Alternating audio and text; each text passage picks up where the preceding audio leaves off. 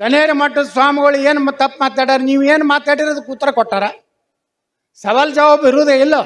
ಅವ್ರು ಯಾರು ಸ್ವಾಮಿಗಳು ಅವ್ರು ಮಾರಿ ನೋಡಿದ್ರ, ಒಬ್ಬ ಸ್ವಾಮಿದು ಮಾರಿ ನೋಡಿದ್ರೆ ಆಯತ್ತು ಇಲ್ಲ ಕಮಾನಿ ಹೆಂಗೆ ಅದಾನ ನೋಡ್ರಿ ನೀವು. ಅವ್ನು ತೆಗೆದು ಈ ಹಸಿರು ಹಾಕಿಬಿಟ್ರೆ ಅವನಿಗೆ ಕಮಾನಿ ಹೆಂಗೆ ಕಾಣಿಸ್ತಾನವ. ಅವ ಹೇಳ್ತಾನ, ಲಕ್ಷ್ಮೀ ಪೂಜೆ ಯಾಕೆ ಮಾಡಬೇಕು, ಗಣಪತಿಯ ಪೂಜೆ ಯಾಕೆ ಮಾಡಬೇಕು. ಇನ್ನೊಬ್ಬ ಸ್ವಾಮಿ ಹೇಳ್ತಾನ, ವೀರಭದ್ರ ಗಿಡ್ಡನವನ್ನ ಯಾಕೆ ನಾವು ಪೂಜೆ ಮಾಡಬೇಕು. ಹಂಗೆ ಮಾತಾಡಿದ್ರೆ ಮೆಟ್ಲೆ ಹೊಡಿಬೇಕತ್ತವ್ರೇನು ಅಂತಾರಲ್ಲ, ಅದು ಬರೋಬ್ಬರಿನೇ ಐತಿ.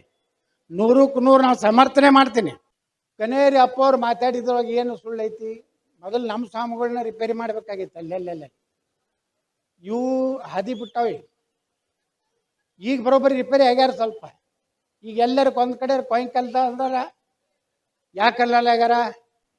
ಅವತ್ತು ಹಿಡಿದು ಒಬ್ಬ ಸ್ವಾಮಿಯವ್ರು ಮಾತಾಡೇನನ್ರಿ. ಅವ ಎಲ್ಲಿ ಅದಾನವ?